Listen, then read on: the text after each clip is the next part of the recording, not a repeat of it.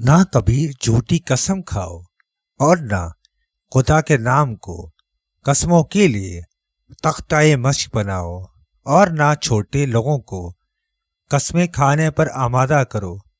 ایسا کرنے سے تم خود بھی گناہ میں شریک ہو جاؤ گے۔ میں نے ایسے لوگ دیکھے ہیں جو اپنے عمل میں ریا کرتے تھے، مگر اب ایسے لوگ ہیں جو ان اعمال پر ریا کرتے ہیں جو وہ نہیں کرتے۔ جس دل میں غم نہیں ہوتا وہ دل آخر کار بگڑ جاتا ہے، جیسے کہ گھر اگر گھر میں رہائش نہ ہو تو بگڑ جاتا ہے۔ اگر ایک بندہ اپنی ہر ایک خطا پر ایک کنکر گھر میں ڈال دیا کرے تو اس کا گھر تھوڑے ہی دنوں میں بھر جائے گا۔ میں عشق کی وجہ سے وجد کے بغیر مرنے کو تھا، اور میرا دل دھڑکنے کی وجہ سے پریشان رہا۔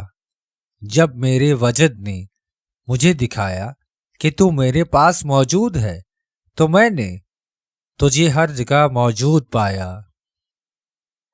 متنفر وہ بندہ ہے جو پہلی نگاہ سے اپنے صحیح مقصد کو پہنچ جائے اور اس سے تعویل، کمال یا خیال کی حاجت نہ رہے۔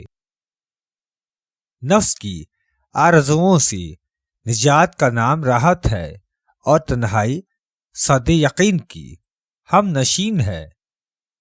گمنامی کو پسند کرو اور شہرت سے دور رہو، مگر یہ ظاہر نہ کرو کہ تم گمنامی کو پسند کرتے ہو، اس لیے کہ اس سے بھی نفس میں غرور پیدا ہوتا ہے۔ بہت سے دنیا میں ایسے عالم موجود ہیں جو بادشاہ کے پاس دین لے کر جاتے ہیں، اور جب واپس آتے ہیں تو دین وہیں چھوڑ آتے ہیں۔ عبادت کرنے کے بعد اس کی عوض کا منتظر رہنا اللہ کے فضل کو بھول جانے کی علامت ہے۔ ظاہری آداب کا اچھا ہونا باطنی آداب کے اچھا ہونے کی نشانی ہے۔ دیر تک بیہودہ باتوں کو سنتے رہنا دل سے عبادت کی حلاوت کو زائل کر دیتا ہے۔ دنیا شیطان کی دکان ہے جس سے کوئی چیز لینا ہی نہ چاہیے، ورنہ شیطان تمہیں اپنا گاہک سمجھ کر تمہارا پیچھا بھلا کہاں چھوڑے گا۔ اللہ تعالیٰ نے کسی کو دوست نہ بنایا سوائے اس کی جو بھوکا رہا۔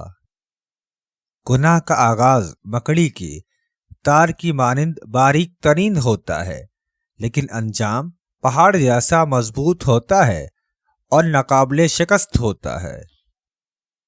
جن کو پاؤں پر گدگدی نہیں ہوتی تو سمجھ جائیے ایسے بندے پر اخلاص، وفادار اور قابل بھروسہ ہوتے ہیں۔ یاد رہے، جن چیزوں سے انسان کو الفت ہے ان کے نہ ہونے پر بھی سکون ہونے کا نام قناعت ہے۔